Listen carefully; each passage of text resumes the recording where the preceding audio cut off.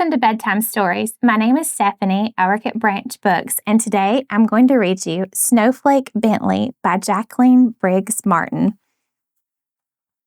In the days when farmers worked with ox and sled and cut the dark with lantern light, there lived a boy who loved the snow more than anything else in the world.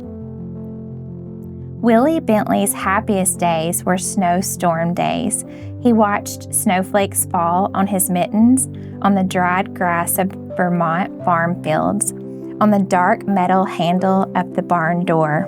He said snow was as beautiful as butterflies or apple blossoms. He could net butterflies and show them to his older brother Charlie. He could pick apple blossoms and take them to his mother, but he could not share snowflakes because he could not save them. When his mother gave him an old microscope, he used to look at flowers, raindrops, and blades of grass, but best of all, he used it to look at snow. While other children built forts and pelted snowballs at roosting crows, Willie was catching single snowflakes. Day after stormy day, he studied the icy crystals. Their intricate patterns were even more beautiful than he had imagined. He expected to find whole flakes that were the same, that were copies of each other, but he never did. Willie decided he must find a way to save snowflakes so others could see their wonderful designs. For 3 winters, he tried drawing snow crystals. They always melted before he could finish. When he was 16, Willie read of a camera with its own microscope. If I had that camera, I could photograph snowflakes, he told his mother. Willie's mother knew he would not be happy until he could share what he had seen. Fussing with snow is just foolishness, his father said. Still, he loved his son. When Willie was 17, his parents spent their savings and bought the camera. It was taller than a newborn calf, and it cost as much as his father's herd of 10 cows. Willie was sure it was the best of all cameras. Even so, his first pictures were failures, no better than shadows. Yet he would not quit. Mistake by mistake, snowflake by snowflake, Willie worked through every storm. Winter ended, the snow melted, and he had no good pictures.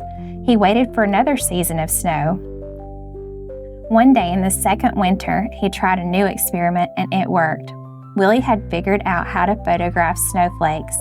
Now everyone can see the great beauty in a tiny crystal, he said. But in those days, no one cared. Neighbors laughed at the idea of photographing snow. Snow in Vermont is as common as dirt, they said. We don't need pictures. Willie said the photographs would be his gift to the world. While other farmers sat by the fire or rode to town with horses and sleigh, Willie studied snowstorms. He stood at the shed door and held out a black tray to catch the flakes. When he found only jumbled, broken crystals, he brushed the tray clean with a turkey feather, and he held it out again. He waited for hours for just the right crystal and didn't notice the cold. If the shed were warm, the snow would melt. If he breathed on the black tray, the snow would melt. If he twitched a muscle as he held the snow crystal on the long wooden pick, the snowflake would break. He had to work fast or the snowflake would evaporate before he could slide it into place and take its picture. Some winters, he was able to make only a few dozen good pictures. Some winters, he made hundreds. Willie so loved the beauty of nature, he took pictures in all seasons.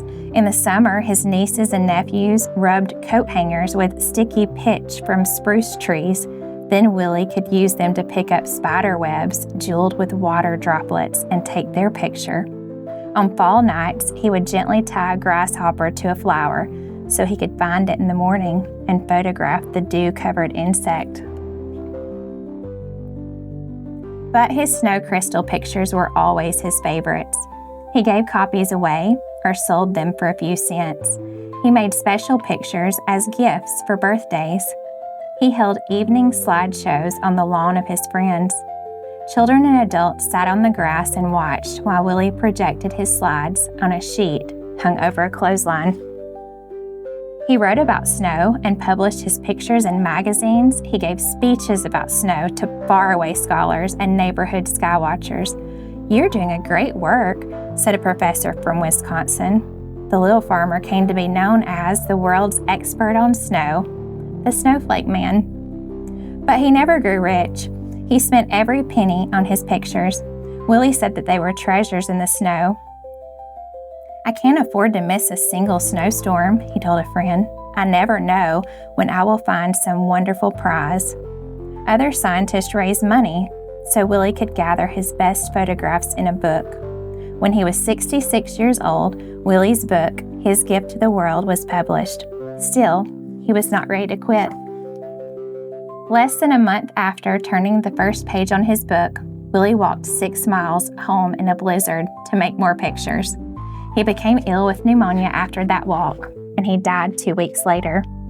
A monument was built for Willie in the center of town. The girls and boys who had been his neighbors grew up and told their sons and daughters the story of the man who loved the snow.